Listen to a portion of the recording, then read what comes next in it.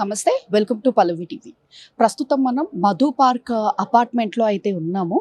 ఇక్కడ సిచ్యువేషన్ ఏంటంటే పైసా కూడా పెట్టుకొని ఇక్కడ అపార్ట్మెంట్లో నివాసులు నివసిస్తూ ఉన్నారు ఎన్నో ఏళ్ళ నుంచి.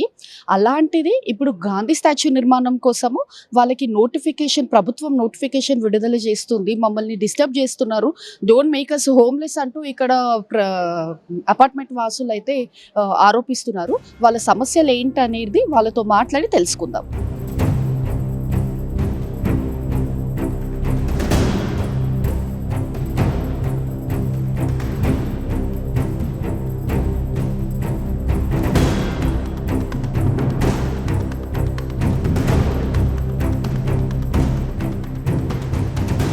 ఏంటి అసలు మీ ప్రాబ్లం ఏంటి? ఇప్పుడు మీరు ఫేస్ చేస్తున్న సిచ్యువేషన్స్ ఏంటి?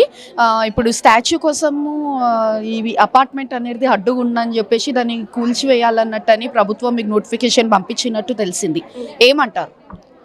అపార్ట్మెంట్కి నోటిఫికేషన్ అయితే February 9th పంపించారండి. కానీ ఫస్ట్ జనాలకి ఇది అసెస్మెంట్ జరగకుండానే, వాళ్ళు ఇంపాక్ట్ అసెస్మెంట్ చేయకుండానే వాళ్ళు పంపించారు.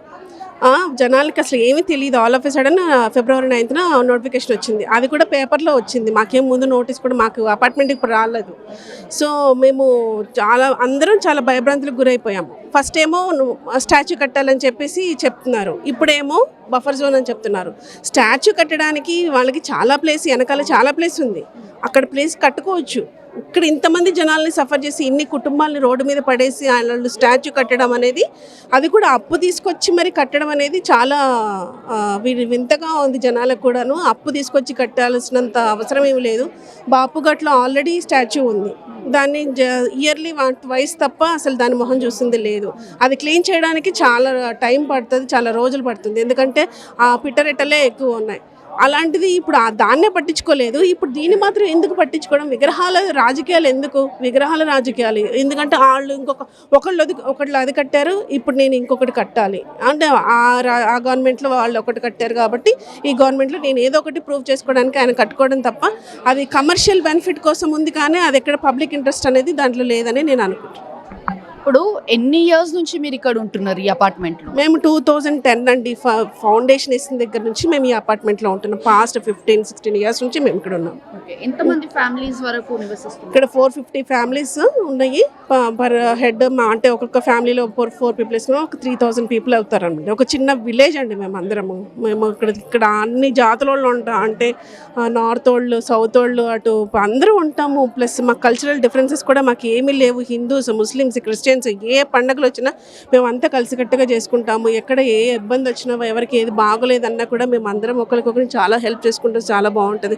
అలాంటిది ఇప్పుడు మమ్మల్ని అందరినీ తీసుకెళ్ళిపోయి ఒక గూడు చెదిరిన పక్షిలాగా మమ్మల్ని ఇట్లా తోలేస్తే మేము ఎక్కడికి పోవడానికి మాకు ఇక్కడ వేరే నీడ లేదంటే మాకు చెట్టు పుట్ట తప్ప. దయచేసి రేవంత్ రెడ్డి గారు ఈ ప్రతిపాదనను మీరు దయచేసి మళ్ళీ రీడిజైన్ చేసుకొని రీప్లాన్ చేసుకొని రావాలని కోరుకుంటున్నాము. ఎందుకంటే మేమేమి అగెనిస్ట్ కాదు డెవలప్మెంట్కి.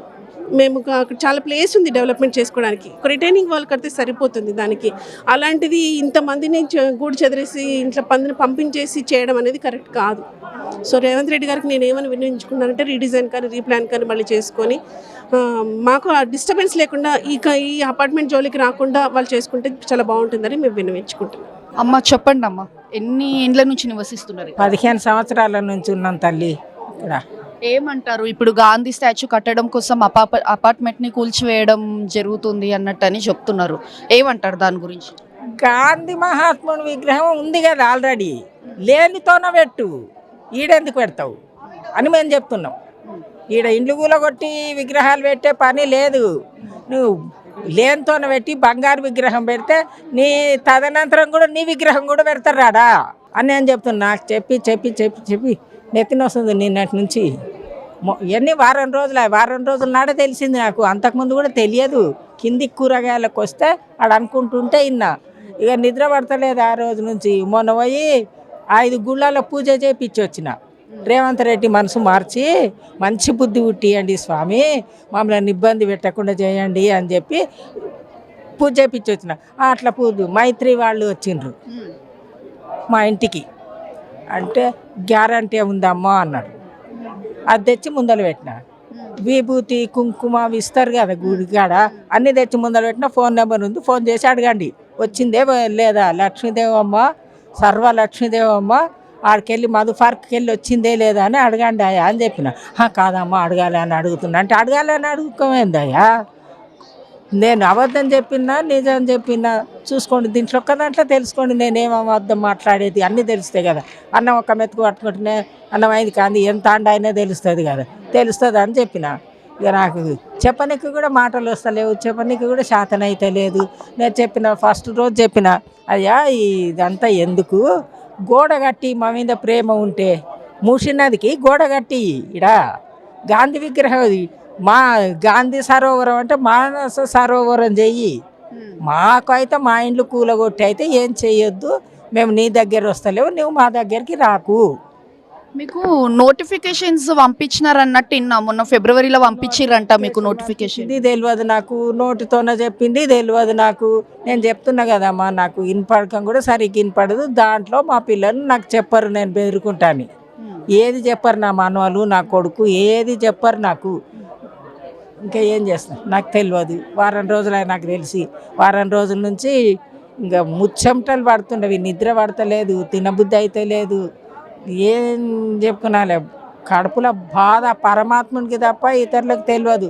నా ఆత్మకు ఆ పరమాత్మకే తెలుసు ఎంత బాధపడుతున్నాను.